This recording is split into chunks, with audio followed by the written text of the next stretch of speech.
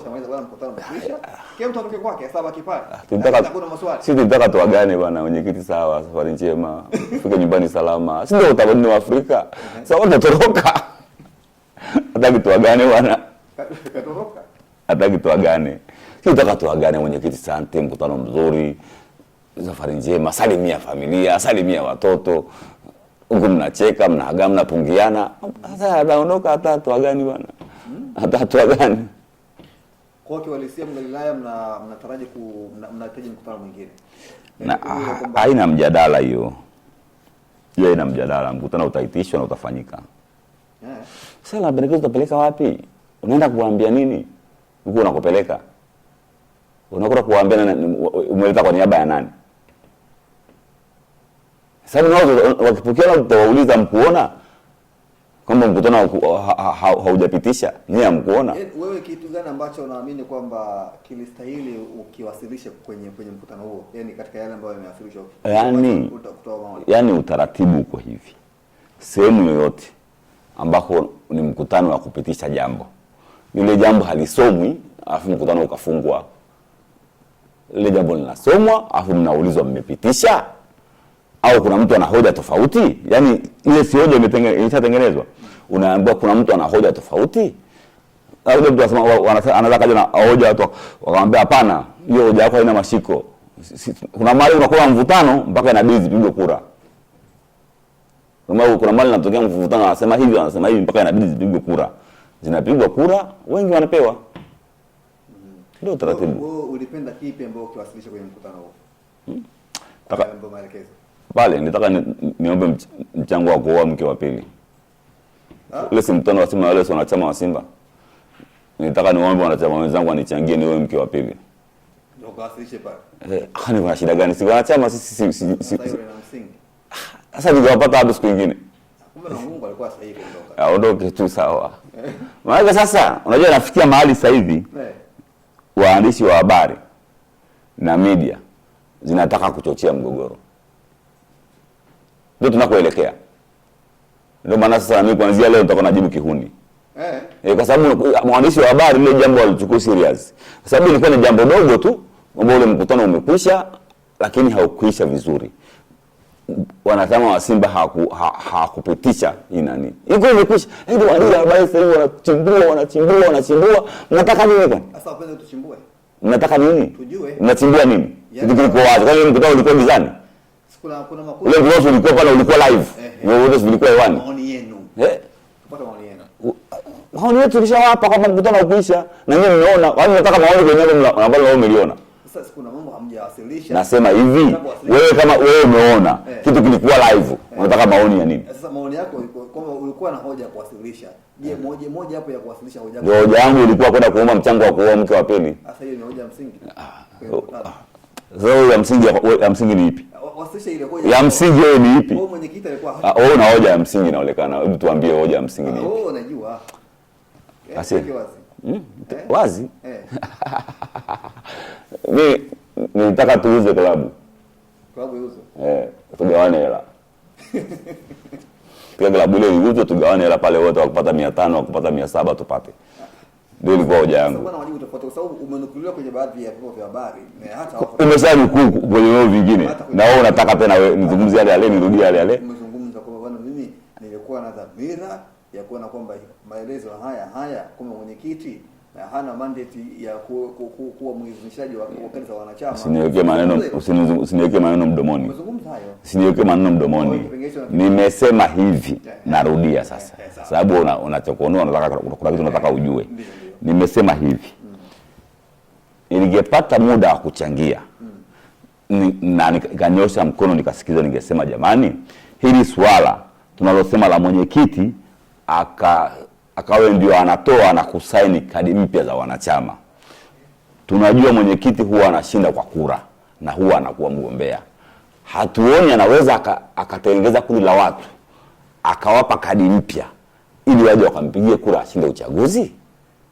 Kwa sababu hiyo napendekeza tutafute utaratibu mwingine wa jinsi ya kusaidia hizo na mtu akuzitoa. Asiwe mwenyekiti, sababu mwenyekiti ana influence moja kwa moja ya wanachama.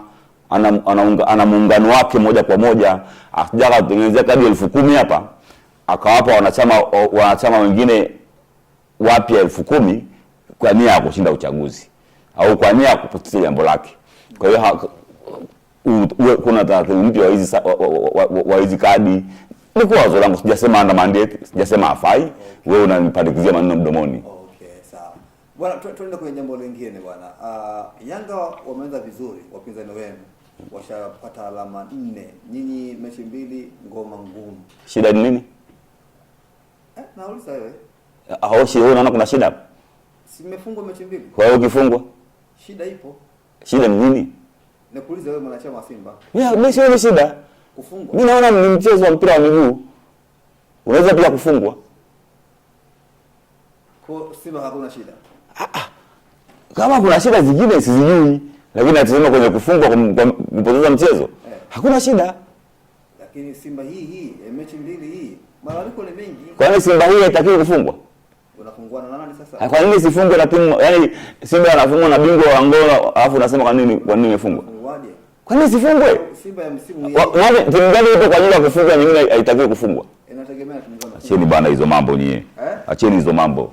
Hakuna timu ambayo ipo eti kazi yake inatakiwa ikafungwe tu na nyingine inatakiwa iwe inashinda tu, haipo. Lakini kumbuka kwamba hii Simba hii ina nini? Miaka hivi karibuni haifanyi vizuri. Miaka ipi haifanyi vizuri? Mara 6. Miaka ipi haifanyi vizuri? Miaka 6 mfululizo mnafungwa na Yanga. Misimu 3 mnadhani mnafungwa na Yanga. Mara 6. Simba imefungwa mara 6 lakini haijafungwa misimu 3. Weka taratibu vizuri. Sasa mfungwa mara 6 si ndio? Shida iko wapi? Nakuuliza wewe, shida iko wapi? Wewe ndio unapani hiki kufungwa, mimi sina shida. Kwa hakuna shida Simba. Hamna shida. Si mpira wa miguu ule. Unafungwaje mara 6? Ule si mpira wa miguu. Unafungwaje mara 6 na Simba? Hata ikifika hata Chelsea alifungwa miaka 50 na Arsenal. Mpinzani wake wa mji mmoja. Miaka 50 anafungwa tu. Kwa nyinyi Yanga mwiwezi. Hatuwezi kwa leo tujai kuifunga. Simefungwa. Yanga na Simba zinafungana. Hamjai kufunga mara 6. Sishaifunga mara 5 mfululizo. Lakini hamjai kufunga mara 6 mfululizo. Mara 6? Kwani Simba Yanga mfunga nini Simba mara 6? Mfululizo. Lini?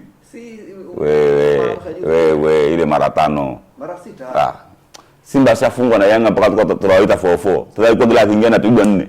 Kila kingine anapigwa 4. Lakini kwa sasa ndo wako lesi bwana. Hivi tena Simba amefungwa na Yanga miaka 5 mfululizo. Na yeye mara 6. Miaka 5 mfululizo Simba anafungwa na Yanga. Mara 6 ndio nini? Wewe mambo ya matokeo uwanjani acha. Tena hii habari ya Simba na Yanga hii. Watu wakitaka kupandikiza lao wanafanya kwanza hujuma tu ifungwe ndio wapandikize. Ndio inavuruga hizo klabu. Siku wanachama wa Simba na Yanga wote watagundua kwamba timu kufungwa ni jambo la kawaida na wasio wanasulubiana wala kutengenezeana migogoro kwa sababu ya matokeo uwanjani. Ndio siku hawa watu wanaotengeneza migogoro ya uwanjani wataacha kwa sababu watajua hata wakifungwa uwanjani haisaidii kitu kwenye migogoro.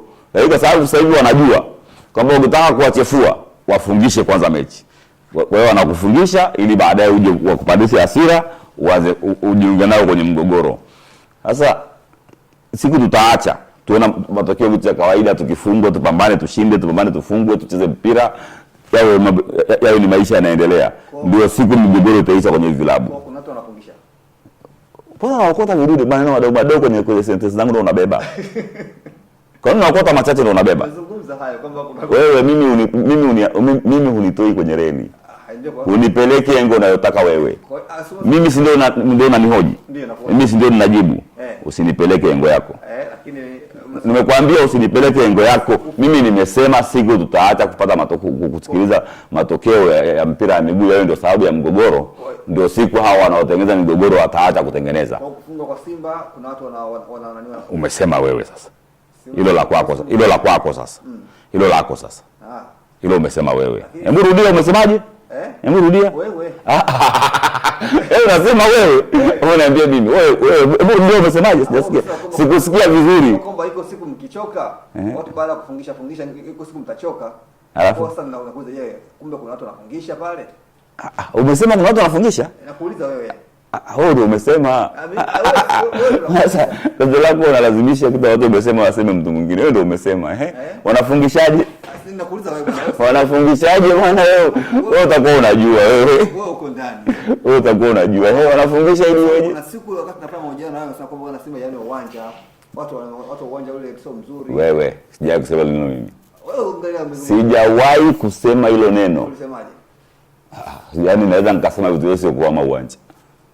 Sijasema, nilisema hivi, narudia tena nyewe mkarudia kunukumu, kaniambia sijui mkapata na jina la askofu. Nilisema hivi, binadamu mwenye akili timamu akija mtu akwambia wewe umelogwa, afu kasema mimi sijalogwa, kata siku na huku unaumwa, utaangamia. Kwa hiyo ni bora wakati mtu akwambia umelogwa na unaumwa ujiangalie, nimelogwa kweli? Mbona ninaumwa? Alafu ndio kama unataka kwenda kwenye maombi, nenda kwenye maombi. Kama una mbinu zako za kujitibu, fuata mbinu zako. Nyie mkadakia. Kwa hiyo mnahitaji maombi. Naona mlivyo waandishi. Kwa hiyo mnahitaji maombi. Sasa mimi mjanja. Mimi sinawajua nyinyi, nipeleke ngo yako. Nikakwambia hata wewe omba, kama unakumbuka. Mimi sijasahau. Sasa ukitoka hapo sasa kwa watu muende Yanga mkajifunze namna mabadiliko mfumo wa uendeshaji. Hatuna kujifunza Yanga sisi. Tutajifunza nini? Si mfumo wa nini za kujifunza? Yaani wamekwenda wamenyoka. Tukajifunze kudanganya watu. Kuna timu zimetoka mazo zimekuja pale, timu mbalimbali zimekuja pale kujifunza namna uendeshaji wa klabu.